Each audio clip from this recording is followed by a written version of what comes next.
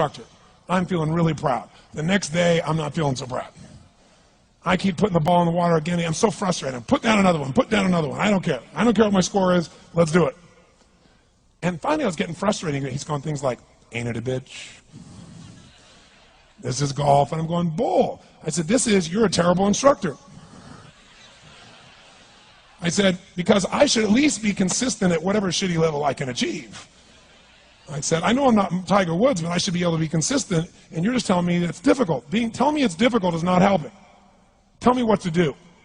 He said, well, actually, you're only a little bit off. I said, could have fooled me. He said, no, you're about a millimeter or two off. I said, you're joking. He said, no, watch this. He said, I didn't teach you this yet. He said, when you approach the ball like this, he said, if you change the angle that you're attacking this just 1 or 2 millimeters, in the very beginning, do you see how that changes the arc? This one, instead of being on the green, by 1 millimeter, now you're in the water. 1 millimeter over here, you're in the sand. And he said, and also you're hitting the ground by 1 millimeter sometimes. You're not stroking it, just 1 millimeter. I thought, what a great belief system that when all hell's breaking loose and nothing's working, that you're only 1 millimeter off. Because most people think it's impossible, so they give up. Isn't that true? And in real life, it's true. So 2 days later, I'm going to see one of my clients. I do a lot of coaching, and I have a man who's the top plastic surgeon in the world. He's going through some tough times in aspects of his life. But this is a guy that gets paid by Sultan of Brunei $1 million to fly over and do 3 people's faces. He is the #1 plastic surgeon in the world. He can make anyone who's ugly look spectacularly beautiful. He showed me pictures of a woman who's 84 years old. He made her look 40 and gorgeous, no exaggeration. But you know what? I'm waiting for him in his office, and he's still in surgery. So he's got a new book he's creating to teach other surgeons around the world. And I'm going through, and it's got pictures of, the top 100 supposedly most beautiful women in the world's faces. And then men. I wasn't paying attention to that one. I just kept turning the pages, right? But I noticed something. He's got all these measurements. And he has mathematically calculated what it takes to make someone look gorgeous, man or woman. And it's a few millimeters. Interesting.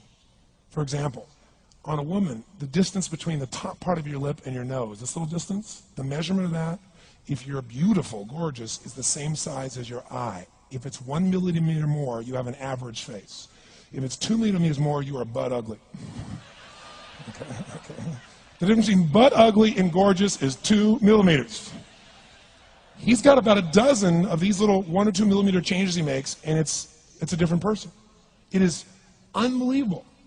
So a very powerful belief to leave today with would be, nothing's working, I'm 1 millimeter away. What little thing got to change, and when I do, it changes everything. Because I'm heading this direction, I make this little shift. You take that out an hour from now, a day from now, a week from now, a month from now, you have a totally different destination from that direction. But the 1 millimeter change, I'll show you one of them right now. Check this out. Stay in the state of certainty. Some of you lost it. Intensify it, whatever it takes. Make your move, come on. Make your move. Say yes. Say yes. Say yes. Say yes. Now feel that in your body. Don't let go of it. Now watch. Here's the difference between being certain and being uncertain. Did you see that? Certain, uncertain. See if you can find that little spot between the two, where you drop just a little bit of your chest, and you feel it drop, and come back up, and drop it. How many can feel that difference between where you really feel it, now intensify it, and where you dropped it? Is it a tiny difference, yes or no? Yes or no? Now, could you condition yourself to feel great in this state? Yes or no? So what I want you to do is give yourself that opportunity. So the way we're going to do is very simple. We're going to go in a peak state. And then we're going to train ourselves. Because guess what? If you're in this state of certainty, and all hell's breaking loose in your life, people can't figure out, you go, move, I'll handle it. People go, he's so lucky, he's so confident. No. Here's what I've created for my life, and anyone I know has succeeded. I'm a 17-year-old kid from Azusa, California, with no real education other than self-education, with no background, with parents that did their best, all of them, with no money, but I did one thing. I loved people, and I had an enormous demand I made upon myself, and I sculpted my mind and my emotions to get me to do whatever it would take to achieve and to contribute. But to do that, I did it by using my body and changing my focus. I did it by putting myself in a peak physiology and using what I call incantations. Can you train yourself to believe something, yes or no? Absolutely. How many have ever made the fatal mistake of going to Disneyland or Disney World, and while you're there made the fatal mistake of going to a ride called It's a Small World After All? What happens for about a week after you're out of that damn place? You're still singing this thing in your head in 24 languages, right? Well, let me tell you something. How many of you have things when you want to go achieve them and this part of your voice goes, oh, it's not going to happen, or forget it? How many got a voice that sometimes interrupts that good pattern? Say I. And what you want to do is train a new one. So starting when I was 17, I started doing incantations, not affirmations. Affirmation, you go, I'm happy, I'm happy, I'm happy, I'm happy, I'm happy. What's the problem? You haven't changed your what? Your what? Physiology. If you don't change your physiology, you won't get anything. So an incantation is not only you speak it, but you embody what you're saying with all the intensity you can. And you do it with enough repetitions that it sticks in your head. Like It's a Small World, now the conversation in your head is always the same and it gives you what you want. So you use your body and your voice. So 17 years ago, I started doing things. I was working for Jim Rohn, this speaker, and I was 17 years old. I had long hair, minestrone soup, acne on my face. And I was trying to call on Bear Stearns type of people and convince them why they should go to this man's seminar and be more successful. I was driving a 1968 Volkswagen that I had earned at $40 a week as a janitor. The only way I did it was park far from the building and then go in, and I love people and I believe, but I put myself in state and I was able to influence people that were far more successful than I was at the time. I would do something that I still do backstage and have done for 23 years because I don't hope I'm going to be in a good state, I demand it. So I do an incantation using my whole body. I'd say, I now command my subconscious mind to direct me in helping as many people as possible alive today to better their lives by giving me the strength, the emotion, the persuasion, the humor, the brevity, whatever it takes to show these people and get these people to change their lives now. And I would do that literally driving in my Volkswagen to a meeting in LA on the freeway for 40 minutes. People are looking at me, I'm screaming at the top of my lungs. They're going, I know he's a serial killer, I know he is. But by the time I entered that room, when two people meet, if there's rapport, the person who's most certain will always influence the other person. And I was totally certain, and they were trying to get revved up to certainty. Do you agree with this, yes or no? I do another one because I was poor. I changed my mindset. I kept doing things, but I never got beyond it. I'd say God's wealth is circulating in my life. His wealth flows to me in avalanches of abundance. All my needs, desires, and goals are met instantaneously by infinite intelligence, for I'm one with God and God is everything. And I would imagine the abundance of my life, and I would feel so grateful. And a year later, I went from making $38,000 a year to making $1 million a year in 1 year. But successful people do what failures won't. You follow me? Thank you. Thank you. Thank you. I'm honored and I'm blown away, even though this is my 25th year plus doing this. I've been doing this for a quarter of a century now, which is quite amazing for me in the process. Thank you. And I've had the privilege now of working with more than 3 million people live in events from more than 80 countries around the world. So at this stage, I got to tell you something. I could be an idiot, and I would know that there are certain patterns that cause people to be fulfilled, to be happy, to fit, to be strong, to feel alive, to be vibrant, to have passion in their life, to do well financially, but even more importantly, emotionally, psychologically, spiritually, in their health and their relationships. And there are also patterns that make people frustrated, overwhelmed, depressed, sad, lonely, cause them to be struggling financially, struggling with their bodies, struggling intimately. And those patterns, they're not because there's something wrong with somebody, it's because of a pattern that we're doing. And I've spent a quarter of a century of my life basically studying the most successful people in the world and the most challenged, and figuring out what's the fastest way to create a change in basically developing the one thing that all people have in common who succeed. They're leaders. This is a leadership program. Because I don't care what style you are. I don't care if you're a mom. If you're a great mom, you lead your child. You're not led by your child. Or a great dad. If you're a great business person, you're a great salesperson, you're a great negotiator, you're a great anything. You're a great human being. This has been my entire life's obsession. What makes the difference in people's lives? And that leadership component, as I say, doesn't always mean somebody follows you. A leader is somebody who lives life on their terms. That you will never settle for less than you can be or share or give or create. It's not what we get that makes us happy, it's who we become. How we live our life, who we are as a person. People can take away all the things, but who you become, no one can take away. And the problem is most of us are trying to be something we're not. And it isn't so much about change, about changing yourself. The change happens when you be yourself. Know thyself, that's the hard part for most people, and then be thyself. Because most of us in our lives, out of our desire for respect or achievement or love or connection or something, we've been trying to be the way we think we have to be in order to get that love, respect, appreciation, whatever it is we've been after at some unconscious level. And we've been doing it so long that we think that this is who we are. Because success without fulfillment is failure. And I can't tell you how many people I work with who are supposedly the best in the world at what they do, and they have more money than they can spend, and they have all these people that love and respect them, and yet they're unhappy inside.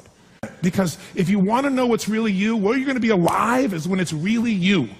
And you may even think you know who you are because you've been living a certain way, but I'll tell you how you'll know. You'll feel euphoric, you'll feel strong, you'll feel unlimited, you'll feel free. I have seen, out of 3 million people around this earth in 80 countries, I've seen just about anything you can see, and there are only so many patterns. And what you're going to find underneath all of this behavior is we have the same needs. There are 6 human needs we're going to review tonight.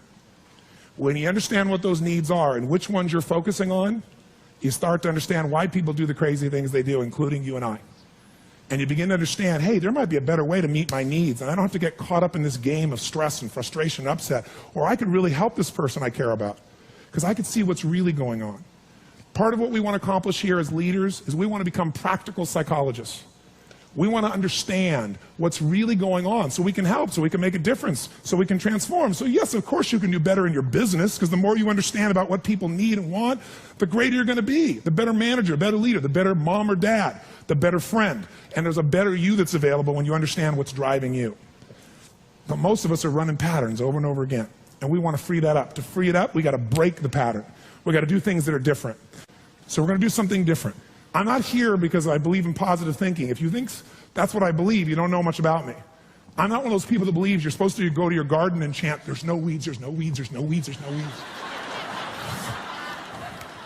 There's weeds right there. All right, that's what I believe. Here's what I believe. I believe if you really want to be effective, you got to tell the truth. In fact, there's 3 mandates of leadership, if you want to jot them down, that may be the foundation of everything that I believe, and I hope that you will see as something that's useful for your own life to remember, because it's so fundamental. So the first mandate to leadership is not just to be positive. First mandate of leadership is see it as it is, but not worse than it is. The first secret to be an effective leader in your life, whether it's you want to lead your body from the location it is right now you're unhappy about, you don't have the energy you want, your body's not where it wants, to where you want to be, that's leadership. You want to transform your business, that's leadership. Your income, that's leadership. You want to help your children, that's leadership. You're going to be a leader, step number 1, tell the truth. See as it really is, but don't make it worse than it is so you have an excuse not to try. What takes guts is to put yourself on the line. What takes guts is to say, I'm going to make this work. What takes guts is to say, I'm going to believe, knowing I could be disappointed or devastated. But you know what? Disappointment's a good emotion if you learn how to use it. Anybody can see it as it is and maybe be honest, but here's the real secret. Can you come up with a vision? Step 2 is see it better than it is. That's part of what we're going to do this weekend. Seeing it as it is, you got to be honest. And there's not anybody in this room, including me, doesn't have areas of their life that can be made better. But if we can figure out what they are and tell ourselves the truth, regardless of what other people think, then we got a chance to make a change. I learned something from General Schwarzkopf, one of the best leaders I've ever met. And I got a chance to spend quite a bit of time with him over the years. And he said to me, Tony, I'll tell you the secret to leadership. He said, the whole secret to your life, for any group, any individual, is no individual, no organization can get better till they can admit something's wrong. And so you know what the problem is? No one wants things to be wrong, so we compare ourselves to others who are doing better than so we can feel really good. See, he raised the standard. He went to step 2. Step 2 is you got to see it better than it is and set that as your standard. A standard is something you don't go for. It's not a goal. It's something you live, breathe, and find a way to get to no matter what. If there isn't a way, a leader makes the way. Is there a difference between should and must for you? Yes or no? You better believe there is. So when that standard is a must for you, you're going to find the way. Finally, the third key here is once you see it better than it is, make it that way. You got to take massive action. You got to be resourceful. You got to find the way to make it you want it. So this weekend, first thing we're going to do after a while is you're going to get real clear about how is it really? How is your relationship really? How is your body really? How is your career really? How are your finances really? All of us in this room, as different as we are, and you can look around, you see every gender, race, probably religion, belief structure in this room. The one thing I bet we have in common is we won't settle. How many came because you want more? How many came because you want more? Say I. Oh, say I. So whatever that more is that you came for, more energy, more focus, more determination, more confidence, more certainty, more love, more success, more playfulness, more of your body being where it is, more of your spirit alive, whatever it is, I can tell you this, whatever you think you came for, that's not why you came. Because I've done this for 25 years. I'm not saying you won't get that too. But what brought you here and what you're going to leave with is going to be more than what you thought. I can promise you. You want to know what makes us happy? Progress. That's it. I don't care what you've achieved. If you don't feel like you're still growing, if you don't feel like you're still contributing, if you don't feel like there's some progress in your body or your mind or your relationship or your business, if you don't feel like there's progress, you're going to be unhappy. I don't care how big your life is compared to other people. Progress is the game, my friends. It's being alive. And if we're going to be alive, absolutely. Well, come on in. I'm curious to what this major problem is that you got to see me right away about. This sounds like a setup to me. It's a setup, yeah. I told John it was an intervention about his glue sniffing problem. So. Well, come over and sit on my lap. Yeah, exactly.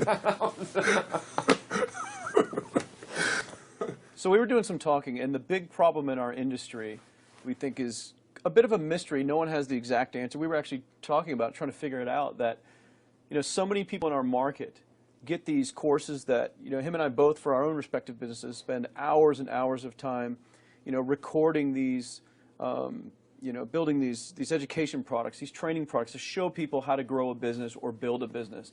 But there's this large segment of our customers in our market that we're in that really don't get results. They don't do anything, or they're just, for whatever reason, it's not for them. It's just, we were just talking about how great it would be if there were just, so many more success stories, right? Like, if everyone who actually bought stuff, not necessarily just our stuff, but all of the stuff within our community, if the people who bought it, if everyone who bought it just actually used it, and just followed the directions and followed through, how amazing that would be, like what we would accomplish as a community as a whole if that happened.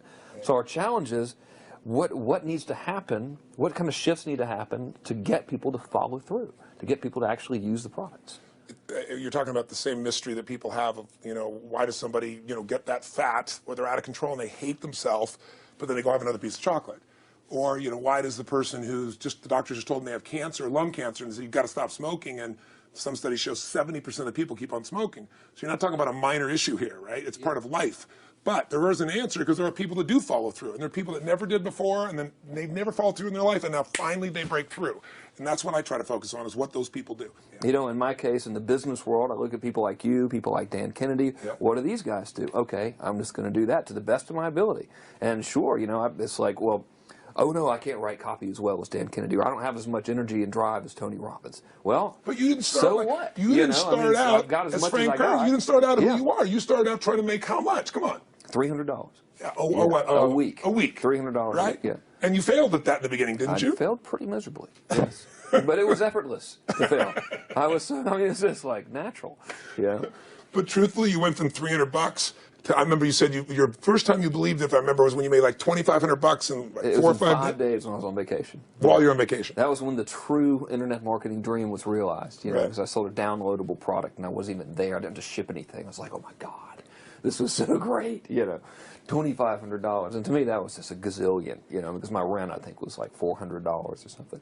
And when you've told me that story before, and you just did it again, and you get you big grin on your face, right. You get more excitement on your face than when you talk about doing when you talked about doing the 18 million, which I know you're proud as hell of, and you didn't get all the money, but you made 18 million bucks for somebody in 24 hours, right? Yeah. But look at your face.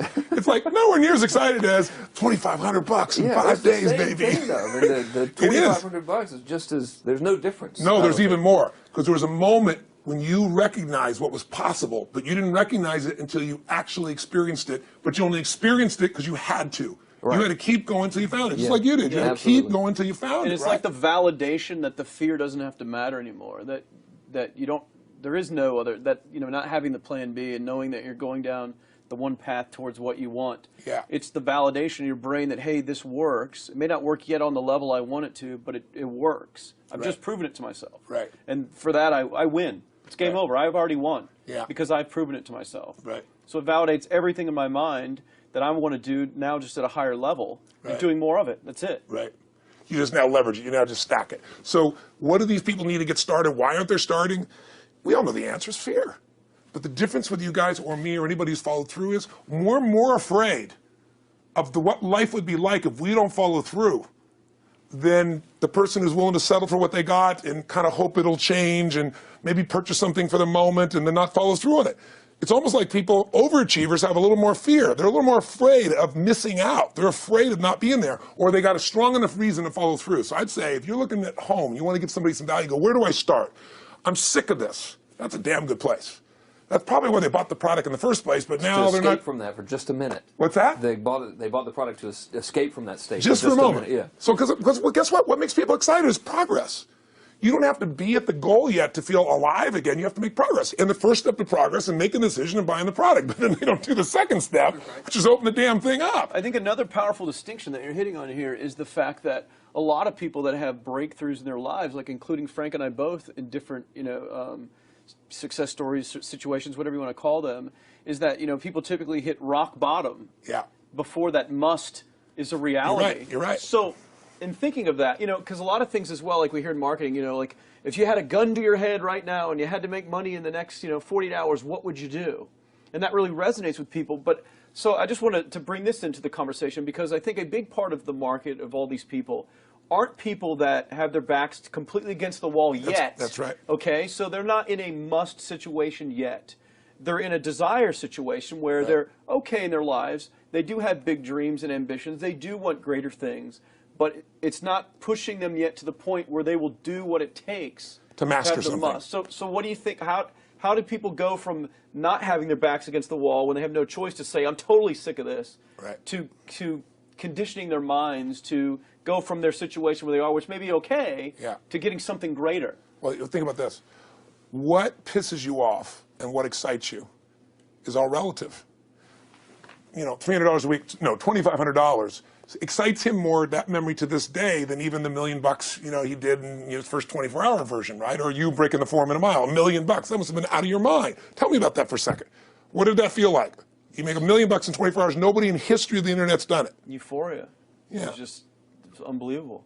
What was your? It wasn't even about the money. That's exactly right. That's exactly right. It wasn't really about the money. No, it wasn't. I wasn't thinking like, oh, that's how many cars I can buy. No. It just wasn't. It was just breaking through like another barrier of progress. So at that point, it wasn't about your back to your wall. At that point, what it was really about... It was a further point for my fear, is what it really was. Further point for your fear, and for some people, and I think in some cases, it's also a recognition of who I am and what I'm capable of. So for somebody whose life is already great, this is about, what if I could take on another skill that could create more freedom for my life? And just saying, I'm not having to go out and try and do it all perfectly right now. What I'm going to do for the next 8 weeks, I'm going to create a little ritual. I'm going to do one thing a day to condition my mind, right, so that I get strong, so I follow through. I'm going to read something. I'm going to listen to something. I'm going to immerse myself. I'm going to go for an intense jog, or I'm going to go lift weights, but I'm going to do it consciously to get in a state where I'm going to follow through. That's number one, because people follow through when they're in state. Second, I'm going to get clear about why this is a must for me. It's not because my back's against the wall, but because I want to master an area of life that could create some freedom. I'm not going to master it overnight, but I got the system, I got the plan. I'm going to do one thing a day. I'm going to work on one subject a week. This week's going to be about figuring out what the right product or industry is. Next week's going to be basics of building traffic. And each week I'm going to make a little progress, and I'm going to get to a goal, whatever that is. I'm going to make $1,000, my $300 in a week. I'm going to get to my $2,500. That first $2,500 is the most excited. Unbelievable. The first $300. I remember it's the most life-changing, too. It is the most life-changing. I remember I was supposed to be a truck driver, making $24,000 a year because I'd be making the most anybody in my family had ever made. How'd that work out for you? Yeah, real well. Thank God I'm not driving a truck, right? I think you could pull the truck. I figured out I could pull it with my finger, man. I could do it with my teeth. I could pull it with my teeth, right? 36 grand a year was the goal. If I could make 3 grand in a month. When I did that, it was out of my mind. And then it was like, could I make 10 grand a month? Then it was 10 grand in a day, then 100 grand a day. Then could I make $1 million in a day? I had a day where I made $400 million in a day. The stock value of the company I took public, my personal stock. But it was probably after I did it, though, so it doesn't really count. I'm just joking with it. You're right. People don't remember who's first, Tony. 400 million, $1 million. Yeah, who cares? Who cares? No, I'm not saying that's amazing, though. I'm not saying to brag. It's because they told me when I was on stage, I had this audience of about 15,000 people at the Continental Center. It was during a stretch break. I was doing what I loved, rocking the house. Everybody's going crazy. And they go, the stock's worth $400 million right now. I was like, wow, that's cool. It's like, Okay, that's, I don't want to sound stupid. It's like, what's next? And I went right back to what I loved. Once you break through, then it just becomes a game. The people that are getting your products have not yet broken through in most cases. The breakthrough happens by conditioning your mind every day, by feeding it a role model or story. It's putting yourself in a peak state where you follow through by getting physically strong. It's creating a little ritual of doing a little bit each day, and then you get momentum. But the most important thing of all is what we started out with. Why? Absolutely. Why is it a must for you? It doesn't have to be you're against the wall, but it has to be something you're hungry for, because the only difference in people is hunger. And if you're not hungry, get around people that are hungry and something will hit you. You watch a conversation, you get around people that are doing better, and all of a sudden you start going, my life sucks. I remember I went to a guy in LA. He's one of the most multi-billionaire guy, I'll never forget. And I lived in the Del Mar Castle, and I was really proud. That was like the symbol of me having taken myself from being poor to providing for my family this great place. It's built from castles in Europe overlooking the ocean, not far from you. And I went to this guy's house. He's a billionaire. He took me down to his wine cellar. I don't even drink wine. Went through this whole thing. At the end of the night, I was depressed. I lived in the Del Mar tenement, as far as I was concerned. I really was. I was like, I live in a crappy place, and all my standards changed. All of a sudden, I wasn't willing to settle for living that. All of a sudden, my back was to the wall in a different way, because as a man, I knew I was capable of more. So people can change their standard by getting around where it's better. People can change their standard by getting associated with what's true, like the bills they got to solve, the problems they got to do it. Or they can do it because they're excited, because it's something new they want to take on. Everyone's different, but they got to find the why, and they got to come up with some daily rituals to get them going, and just do a step at a time. That's where you get momentum. Awesome. That is awesome. So, think about it. What's the holy grail between somebody taking action or not? It's one word: certainty. When somebody is absolutely certain, the common word is believe, right? But, you can believe at a general level, or you can believe with certain. When you're absolutely certain that if I do this, it's going to get that result, and that result's going to change my life, you'll do it. When you think it absolutely is not going to work, you're never going to do it. The middle no man's land of maybe it'll work, maybe it won't, that's the piece that kills people, right? So if it's a must for you, you got to make it work, right? In our case, right? That's an example. If it's not a must for you and you're not sure, you don't know what to do. So years ago, I'd look around and say, okay, how do people get themselves to follow through that haven't been following through? What's the difference? And I started interviewing hundreds of people, literally, and eventually thousands, because I had thousands of my events. So I'd ask the group to give me their feedback. And I came up with this model. It's like the holy grail of belief, or the holy grail of momentum. It's like the difference between what makes the rich get richer and the poor get poorer, right? And the difference we all know is mindset, but like, how's that built? So this is what I did. I created stupid little 4 little boxes, and I'll scribble it here for you. You think about the first thing that determines whether you can do something or not, and I put that in this first box at the top here on the left side, and it's potential. Like, what's the potential of a human being? Like, when you guys started, you proved something no one had done in history. You ran the 4-minute mile, right? For golly knows how many centuries, they're trying to run a 4-minute mile. Roger Bannister does it. How did he do it? Do you remember? You did it in this industry, right? You made $1 million in a day. No one had ever done that in history, right? After you did it, a bunch of other guys are doing it because it became possible. Roger Bannister didn't just go physically practice. He made a shift in his head. He practiced in his head because he could never achieve it physically, so he had to change in his head first so that the result became certain enough he believed it, and then his body got him through. After Roger Bannister ran that 4-minute mile, within 2 years, 37 people ran a 4-minute mile. Wow. When no one in history had ever done it. Now here's how it works. The potential for anybody getting your product is extraordinary. They could do what you've done as much, more or less. They can do whatever they want to do. The potential's there. The market's proven that. Whether or not they tap into that potential has a lot to do with what action they take, which is the question you came to me with, right? Like, God, they all have potential, but they're not taking action. And we all know that the action they take is going to determine the results they get. That's pretty obvious. So most people have a belief about what their real potential is no matter what you tell them. And that affects how much action they take. And of course that affects the result. And then ironically, that result reinforces their belief. And then that belief affects it. So I'll give you an example.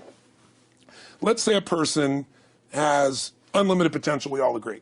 But they take little action, little results. Why? Because they have to start with a problem with their belief. They don't believe it's really going to happen for me. Maybe for Frank Kearns because he's got the cool hair and stuff, or maybe it's for you because you're so driven, but it's not me. Maybe Tony Robbins because he's a freak, got these big teeth. Whatever their thought process is, right? They got this thing, right? But what happens is, if you believe that there's very little potential, how much action are you going to take? Nothing, little. And when you take little potential with a little action, what kind of results do you get?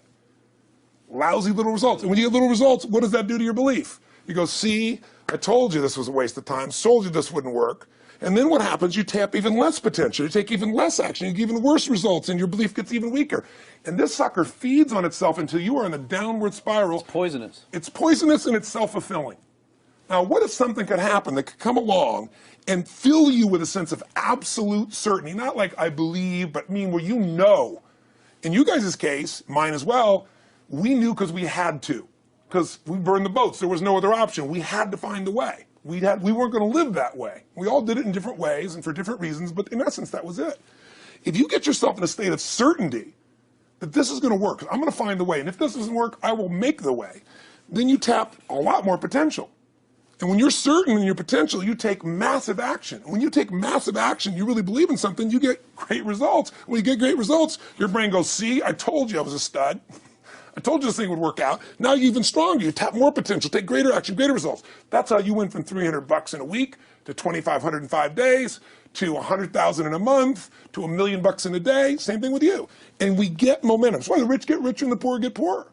Now some people go out and they go, well, I'm going to take a bunch of action. All right, I'm going to open this product. I'm going to try it. And they'll say to you, I even did it. But it's like a salesman who goes and knocks on the door and he knocks on 100 doors and says, You don't want one of these, do you? yeah, exactly right. You know? And even if he doesn't say it verbally, his face says it because he doesn't believe it's going to work. So his voice, his body, the execution is so weak. Maybe if he talks to 100 people, somebody's going to buy out of pity. They don't want his kids to starve, right? But he's not going to get the result. So the core difference in people is how do you produce certainty when the world isn't giving it to you? You go out and you try, in your case, you're 100,000 in debt and nothing's working. How do you keep yourself going? The way you did it, the way I did it, the way you're doing it, we may not have done it consciously, is we didn't change our potential, that was there. And it wasn't even taking more action. Taking more action with a belief it's not going to work, it's not going to change anything. We got results in our head that made us feel certain as if it had already happened. True or false for you? True. Right? So give me an example so people know I'm not just making this crap up. Well, I mean, just like when I had nothing, I already knew I was driving like Ferraris and Porsches and stuff because I always wanted those cars. I already knew I was going to have them. It was inevitable. Right. I inevitably, that was just my inevitable outcome. But how did you do that? Did you have a ritual? Did you think about it regularly? Was it one time you thought about it, or was it something you had an obsession towards? I had an obsession towards it. I mean, I used to work at a video store, which was the last job I ever had in my life. Thank God. And I used to go to work almost every day, and I used to bring 2 magazines with me to read on my breaks. Entrepreneur magazine, just to read about business and everything else, and read about what other people are doing, look for role models. And I used to carry an auto trader with me. And I used to look at Porsches that were for sale. Yeah. And people always used to ask me, what are you doing with that Auto Trader magazine? I'm like, well, I'm just picking out the Porsche that I'm going to buy. Right. Which probably got you a lot of crap. I did. People made fun of me. Sure. I actually had a boss at that job tell me, you really shouldn't do that to yourself, John, because it's very, very likely that is never going to happen. It's very likely that you're never going to have that car. Yeah. That's the kind of belief he was trying to put in my head. And I was like, no, you don't realize that it's inevitable that I will drive here sometime in the near future with that car when I'm not working for you and drop movies off for you to put back on the shelf. And that actually happened. And it was one of the most fulfilling days of my entire life. And the great thing was when I pulled up in this car, I was in my mid-20s. Yeah. A car that most mid-20s. What kind of car was it? It was a Porsche 911 Turbo. It was a convertible and everything. It was a beautiful car. It was one I always dreamed of having. But, for a few years I always circled the ads of which ones I was going to buy. Well, when I finally got it and I pulled up at the store, I had all these people. Some people that were still working at this $7 an hour job were there years after I left. And I'll never forget this, even the boss and stuff, and the reaction of the people was like, wow, that is awesome. Yeah. Is that your dad's car?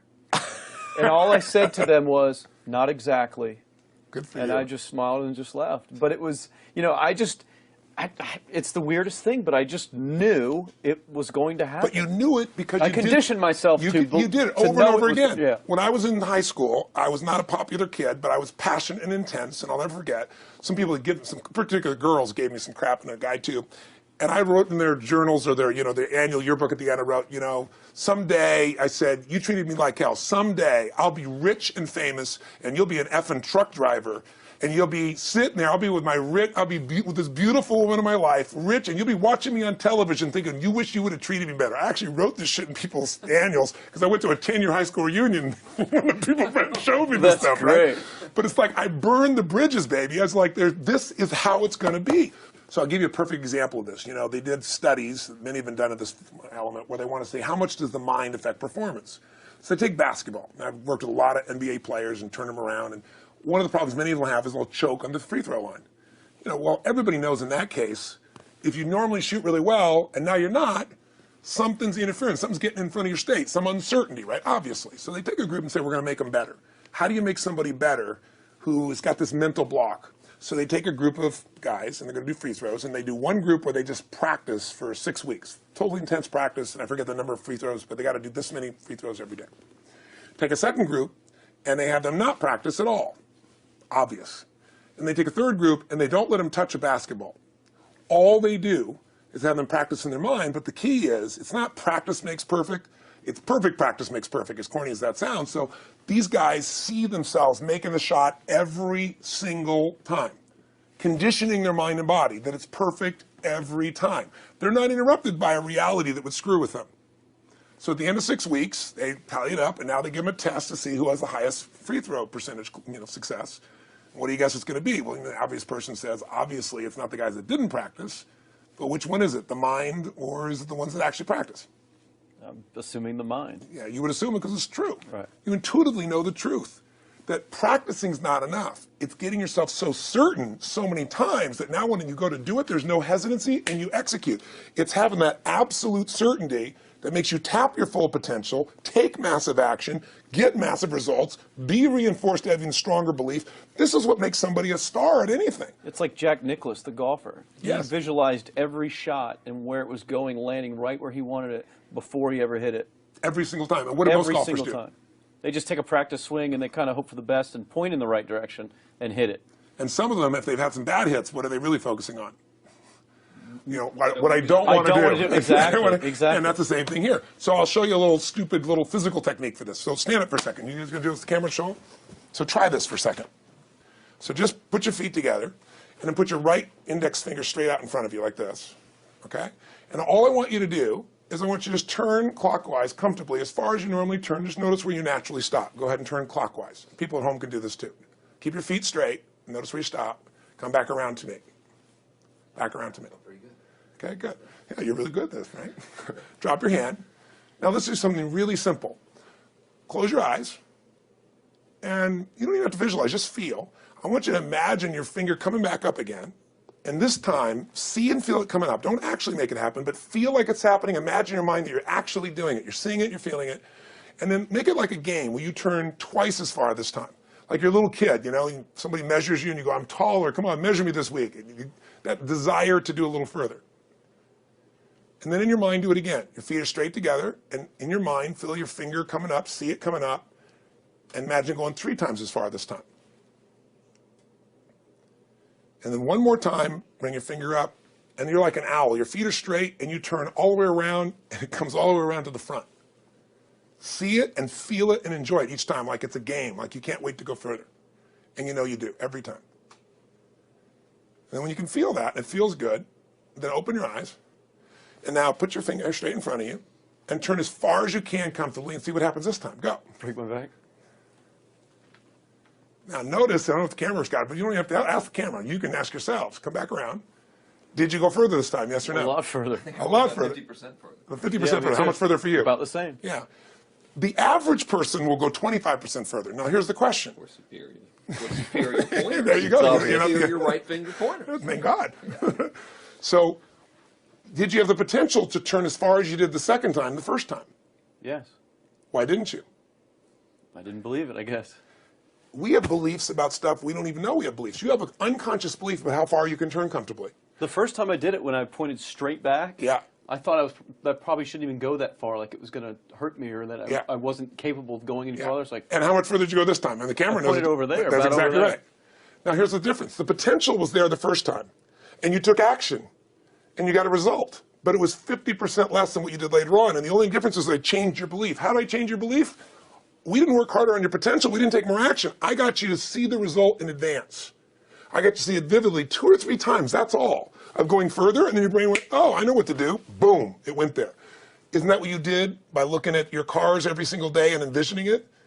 I mean, isn't that what you did when you created whatever the vision was? It was $300, $2,500, $1 million in a day? Yeah, that's what's missing for these people. They're not getting that execution is everything, but it doesn't happen if you don't get the psychology set of a state of total certainty. And you just change that 50% in 3 minutes worth of visualization. And visualization is only one technique. Because I was like losing my balance with my eyes closed because I was kind of like lopsided. So I got one good visualization in. The rest of the time I was like, I sure hope I don't fall down on camera with my eyes closed. It's going to look really dumb.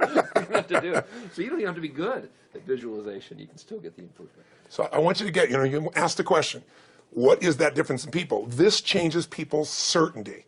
People are uncertain they're going to succeed. They want it, but they're afraid. The best way to deal with a fear is get a big enough reason that makes you have to succeed, or condition yourself where you see it and feel it so often that you're certain that you just do it. That's all it really takes. That's awesome. You know, this worked. I was thinking this while you were talking about going to the Sit down so we can hear this, and we'll go. You were talking about working in the video store and looking at the Porsches and stuff.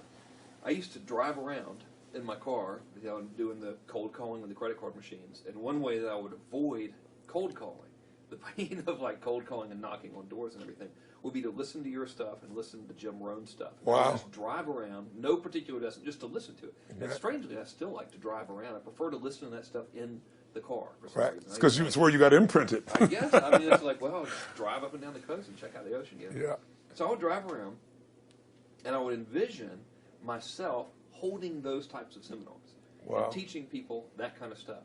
And 3 weeks ago, I was teaching a seminar in San Diego, and I was talking about beliefs and envisioning things, and I had to stop. And I shared with the audience, I was like, you're not going to believe this, but I actually used to envision this very moment of me talking to you right now. So it really, really works. Wow. Definitely works. Makes a difference, I'd say. I'll tell you what, I worked with Andre Agassi in 1993, I think it was. He'd been #1. He dropped to 32nd in the world. And he was literally ready to quit with no exaggeration. His father was managing him, and he was so angry with his life. And he went through some, I think, wrist surgery at the time, and he's working on his swing. And he was dating Brooke Shields at that point. They weren't married, and not his current marriage, obviously. And so she said, you got to come see Tony. She goes, I don't need motivation. He goes, he's not motivation, man. He's strategy. He'll show you how to make that shift in your head. So he comes. I work with a guy. In the beginning, he's saying, do your magic stuff. Like, oh, yeah, great, thank you. And I said, tell me, if you ever hit a tennis ball perfectly, and I'm trying to get him in the zone to remember that time, like you visioned, where he was perfect at it. He goes, of course I have, and I get him vision over and over again. And finally, he's in the zone. He's feeling that again, right? He's seeing it, and he's feeling certain, and the swing is going perfect. And I said, how's that feel? He goes, it feels perfect. I said, but are you thinking about the swing? You're not thinking about the swing. You're not thinking about how to do it. You're just seeing the result you want so vividly that it's there. So all I did was train him how to go in that state over and over again. He won the next weekend. The second weekend, he came in second. Within 6 months, he was #1 in the world again. And he gave me unbelievable credit. But all it was conditioning the mind. You did it with tape, so did I. We were just talking about this earlier, Pam and I. I used to go when I was 17 years old down to downtown Los Angeles, this place called Night Education, K-N-I-G-H-T, like at the night.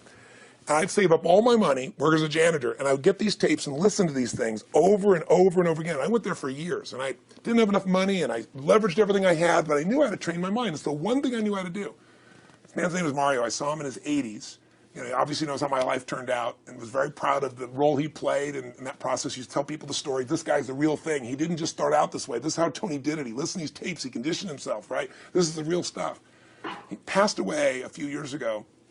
I'm calling his house, and he passed away, and his daughter was there, and she wanted to share with me that how I touched his life and so forth. But the best thing was, I thought, you know what? I want to get those tapes. I want to get that stuff that conditioned. I want to go back to that moment like you did of, that moment was visualizing, now I'm living it.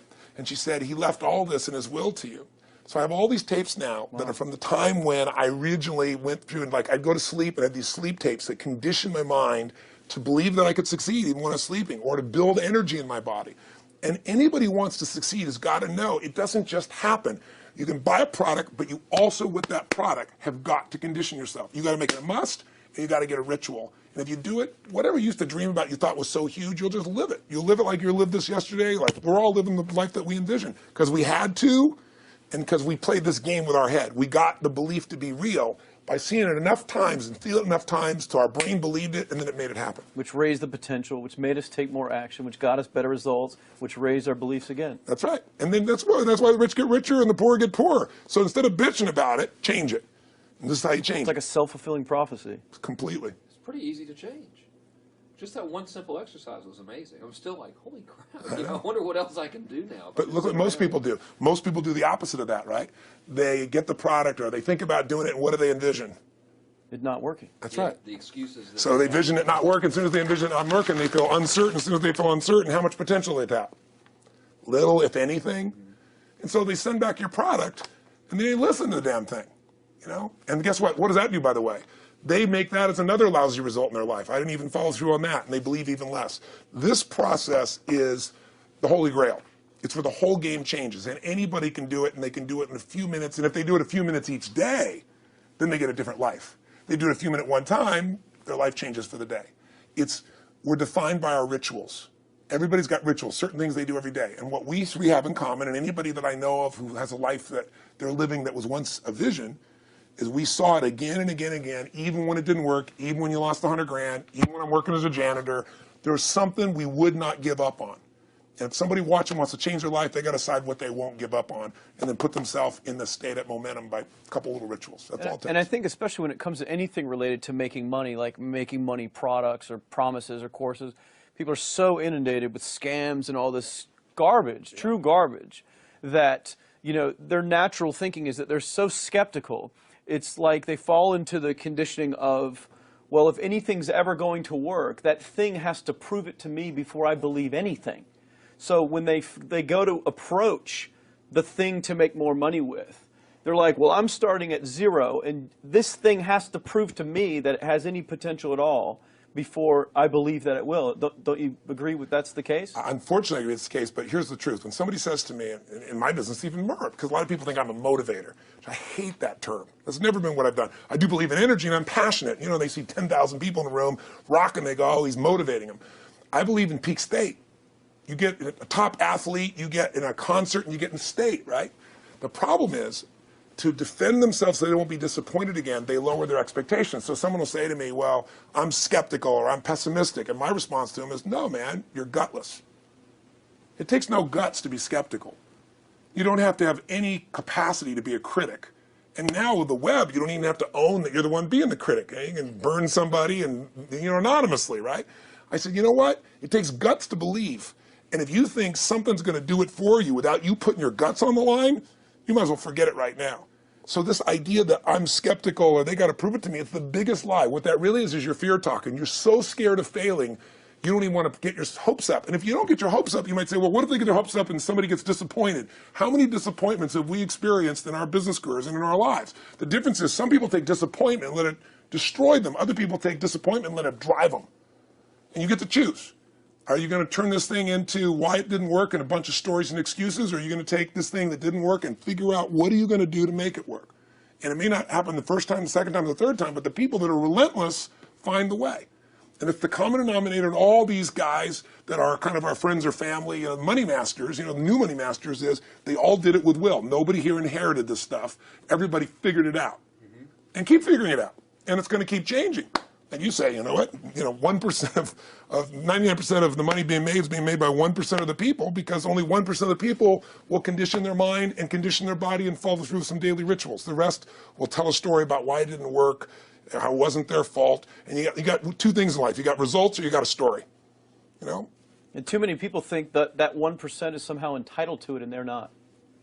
Which is, it's just all in the head. It's all in the head. Belief. It's all in the head, which can be changed with some conditioning. Basic conditioning. You just proved it to us. That's fun. That's why I made Get the Edge and Personal Powers, because I understood that from the very beginning. Originally it was 30 days, and years later people would say, I've heard all the great results and everything else, man, but I don't have 30 days. And I'd be behind the glass, focus group, watching these people and want to shake them like, you don't have 30 days to change your life, I thought, okay, I'll make it 7 days. Just one, because after 7 days, you get momentum. I mean, think about it. When do people's lives change? In a moment. It doesn't change in 10 years. Your life may have sucked for 10 years, but there's one moment when your whole life changes, the moment you decided.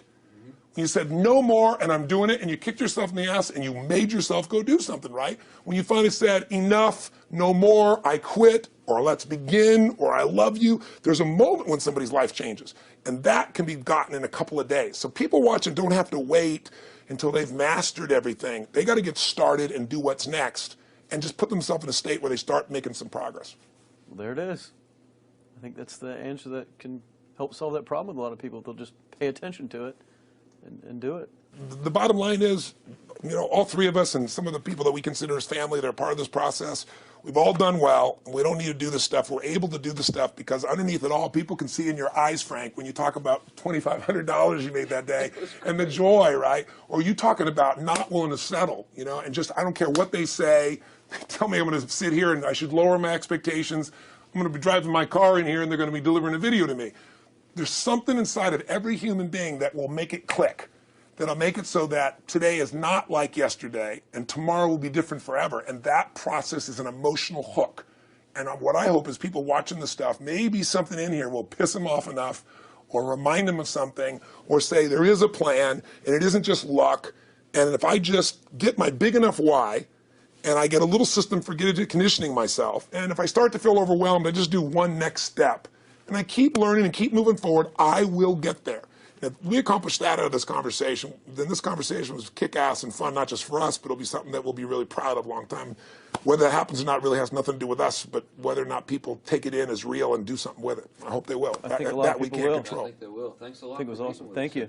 That's been a I blast. Appreciate it. your shoot here. Yeah, go back to the next one. Yeah. Thanks, guys. Thanks. Yeah. Appreciate it. Really appreciate it.